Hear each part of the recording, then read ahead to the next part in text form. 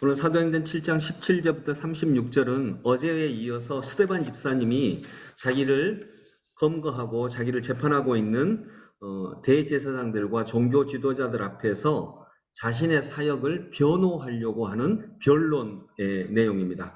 어제의 변론은 아브라함과 요셉에 대한 이야기였다면 오늘의 변론은 모세에 대한 이야기입니다. 그런데 지금 스데반 집사님은 자신이 예수 그리스도를 전하다가 잡혀왔거든요. 예수 그리스도를 전하다가 잡혀왔는데 아브라함, 요셉, 모세에 대한 이야기를 하고 있습니다.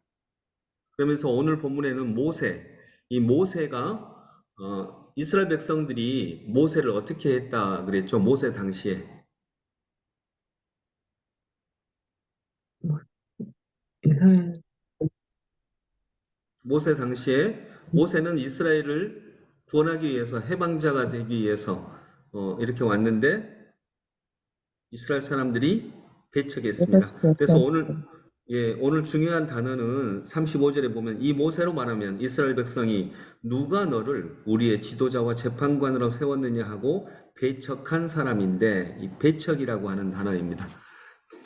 모세는 이스라엘 사람들에게 배척당했습니다. 또 이스라엘 백성들도 모세를 배척했습니다. 그런데 이 배척당한 바로 이 모세를 가시나무 떨기 속에서 천사의 능한 손길을 붙여서 지도자와 해방자로 세워서 그들에게로 보내셨다라고 말씀하고 있습니다. 그래서 스데반 집사님이 지금 어떤 거에 대해서 변론을 하고 있냐면 이스라엘 백성들이 그 당시에 스데반 집사님 예수님 때에 누구든지 모세를 이스라엘의 예언자, 선지자, 해방자로 다 인정하고 알고 있는데 실은 당신들이 그렇게 인정한 모세도 당신들의 조상들로부터 배척당한 사람이다. 똑같다. 당신들이 오늘날 배척한 예수 그리스도도 하나님께서 당신들의 배척 중에서도 십자가에 달려서 죽게 하시고 또 다시 살리셔서 우리들의 해방자로 지도자와 해방자로 삼으셨다. 동일하다. 그러니까 당신들이 배척했다고 해서 배척당하신 예수가 우리들의 구원자가 되시지 못하는 건 아니다. 그런 의미에서도 보면 예수님이 우리의 구원자이시다라고 하는 것을 이런 식으로 증명하고 있습니다. 그 당시에 이스라엘 백성들과 종교 지도자들은 예수께서 종교 지도자들이나 이런 사람들의 배척을 받았기 때문에 안 된다. 어떻게 이런 사람이 구원자냐라고 하지만 배척을 받은 모세도 이스라엘의 해방자, 지도자가 되지 않았느냐. 예수님도 그렇다라고 볼 수 있다는 것입니다. 백성에게 배척당한 예수 그리스도가 백성의 해방자입니다. 버린 돌이 모퉁이 돌이 된 것과 동일합니다. 모세도 백성의 배척을 받았지만 하나님께서 그를 백성의 해방자로 세워주셨습니다. 여러분 곧 5.18이 되는데 5.18은 지금도 상당히 많은 배척을 당하고 있죠. 당시에는 5.18 당시에는 말할 것도 없었습니다. 그건 배척 정도가 아니라 침묵을 강요당했고 5.18이라고 하는 이야기 자체를 할 수도 없었습니다. 많이 배척당했습니다. 그러나 이 5.18을 통해서 우리 민족을 향한 하나님의 큰 역사를 또 이루게 되는 것입니다. 역사학자들은 우리 45년 이후에 한국 현대사에, 한국전쟁 이후 한국 현대사에서 가장 중요한 사건을 꼽으라고 하면 5.18을 거의 대부분의 역사학자들은 5.18을 꼽습니다. 그러니까 배척당하고 있지만 실은 그 배척당한 것 때문에 그것이 드러내는 역사가 너무 크기 때문에 배척을 당하는 거죠. 배척당하면서도 우리 민족의 가장 큰 영향력으로 자리 잡고 있습니다. 두 번째가 전태일 열사 분신 사건으로 꼽는 분들이 많고요. 둘 다 배척당한 역사입니다. 그러나 우리 역사를 온전하게 만들어가는 귀한 일에 사용되고 있는 것입니다. 말씀을 정리하면서 여러분, 모세는 배척당했습니다. 그러나 하나님께서 그를 다시 세우셨습니다.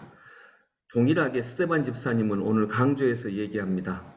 예수 그리스도도 배척당했습니다. 그러나 그분이 바로 하나님께서 우리 이스라엘 민족만이 아니라 온 인류를 위해서 굳건하게 세우신 하나님의 해방자, 하나님의 구원자라고 하는 것을 스테반 집사님은 지금 종교 지도자들 앞에서, 특별히 예수를 죽인 사람들 앞에서 당당하게 역설하고 있는 것입니다. 여러분, 그렇다 그래서 이제 오해하지 말 것은 모든 배척당한 것들이 다 구원자다. 이단도 요즘에 배척당하잖아요. 그러면 뭐 이것도 괜찮은 건가?